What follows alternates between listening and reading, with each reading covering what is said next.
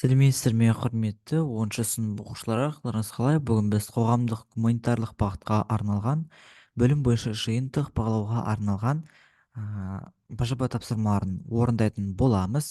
Ең алдымен арнамызға тіркеліп, және лайк басып, басқа да достарыңызбен бөлісуді ұмытпаңыздар. Бізде бөлім заттардың тасымалдануы, таралуына жиынтық бағалау. Екінші тоқсанға арналған БЖБ 1 тапсырмалары. Тапсырманы орындайық. Кестені толтырыңыз деп бізге берілген екен. Беттік аудан көлем, беттік ауданның көлемге қатынасы деп осындай бізге берілген екен. Жоғарыдағы кестені толтырыңыз. Мөлшері бойынша төмендегі ағзаларды кестедегі ақпаратпен сәйкестендіріңіз. Қоян, жалпы бізде амеба, құрт қоян, қасқыр, осылар көрсетілген екен. Бізде енді төменге жазып кеткен болатынмын. Біріншісі бұл бізде 6 сантиметрде 2, 24 сантиметр, 54, 96 сантиметр көлемдерде көрсетілген. Беттік ауданның көлемге қатынасы осы жерге көрсетілген.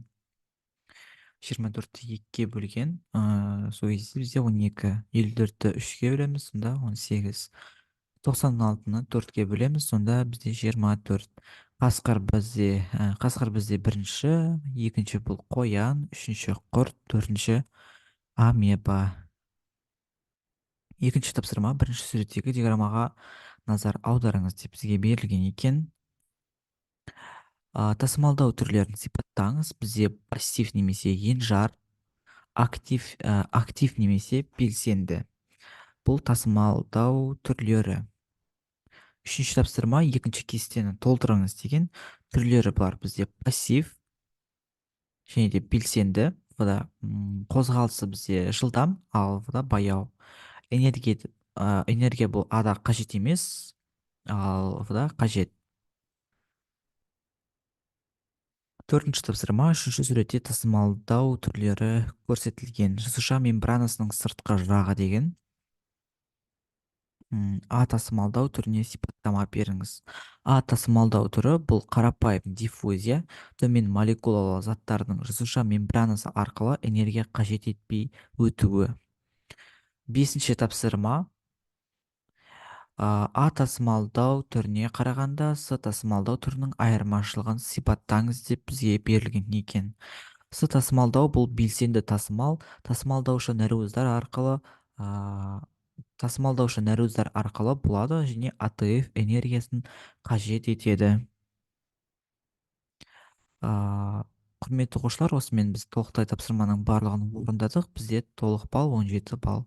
Осы 17 балдың толықтай 17 балын жинадық. Енді құрметті оқушылар, осы еңбегімізді бағалап, арнамызға тіркеліп, және лайк басып, басқа да достарыңызбен бөлісуді ұмытпаңыздар. Алдағы уақыттарда бұның жаңа нұсқасын шығаратын боламыз. Биологиядан арналған жалпы екінші жаңа нұсқасы бар, сонда шығаратын боламыз. Біздің еңбегімізді бағалауды ұмытпаңыздар. Бүгінге осы. Сау болыңыздар.